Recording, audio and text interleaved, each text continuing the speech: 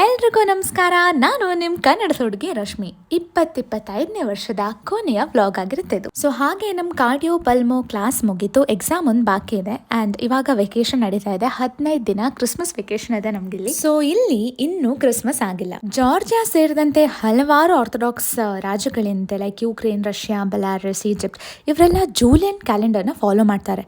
So ಅದ್ರ ಪ್ರಕಾರ Christmas ಅನ್ನ ಜಾನ್ವರಿ 7ಗೆ ಆಚರಣೆ ಮಾಡ್ತಾರೆ.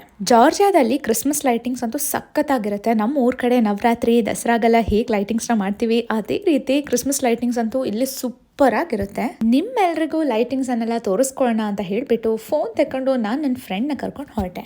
ಆದ್ರೆ ಏನಾಯ್ತು ಗೊತ್ತಾ, ನಾವು ಹೋಗ್ಬೇಕಾಗಿರೋ ದಾರಿ ಒಂದ್ ಕಡೆ ಆಗಿದ್ರೆ ನಾವು ಹೋಗಿದ್ದು ಇನ್ನೊಂದು ದಾರಿಯಲ್ಲಿ. ನಾನು ಇಲ್ಲಿಗೆ ಬಂದು 4 ವರ್ಷ ಆಯಿತು ಆ್ಯಂಡ್ ಇನ್ನೂ ದಾರಿ ಗೊತ್ತಿಲ್ಲ ಅಂತ ಹೇಳಿದ್ರೆ ನಾಚಿಕೆ ಅಂತ ಗೊತ್ತು ನನಗೆ. ಆದರೆ ನಾವು ಈ ಸೈಡ್ ಬರೋದೆಲ್ಲ ತುಂಬಾನೇ ಅಪರೂಪ. ಸೊ ಹಾಗಾಗಿ ಮಿಸ್ ಆಗಿ ಹೋಯಿತು. ಸೊ ನಮ್ಮ ಮುಂದೆ ಯಾವುದೋ ಇಂಡಿಯನ್ ಟೂರಿಸ್ಟ್ಗಳು ಹೋಗ್ತಾ ಇದ್ರು.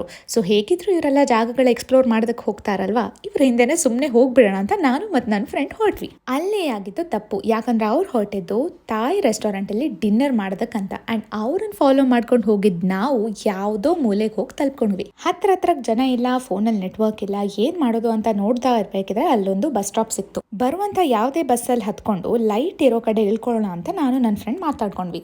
ಬಸ್ ಎಲ್ಲಿಗೆ ಹೋಗುತ್ತೆ ಅಂತ ಗೊತ್ತಿಲ್ಲದೆ ಹತ್ಕೊಂಡಿದ್ದು ನಮ್ಮ ತಪ್ಪು. ಯಾಕಂದ್ರೆ ನಾನು ಮತ್ತು ನನ್ನ ಫ್ರೆಂಡ್ ಮುಟ್ಟಿದ್ದು ಸ್ಮಶಾನ ಇರುವಂಥ ಜಾಗಕ್ಕೆ. ಇನ್ನೇನ್ ಮಾಡೋದು, ಹನುಮಾನ್ ಚಾಲೀಸ ಹೇಳ್ಕೊಂಡು ಮುಂದಿನ ಬಸ್ ಸ್ಟಾಪ್ ಸಿಗೋ ತನಕ ನಡ್ಕೊಂಡ್ವಿ. ಸೊ ನಮ್ಮ ಮನೆಗೆ ಡೈರೆಕ್ಟ್ ಆಗಿ ಹೋಗುವಂತ ಬಸ್ ಅಲ್ಲಿ ಸಿಕ್ತು. ಸೊ ಅದ್ರಲ್ಲೇ ಹತ್ಕೊಂಡು ಮನೆಗೆ ಹೊರಟ್ವಿ. ಮುಂದಿನ ವರ್ಷ ಮತ್ತೆ ಸಿಗೋಣ. ಅಲ್ಲಿವರೆಗೂ ಶುಭರಾತ್ರಿ, ಬಾಯ್ ಬಾಯ್.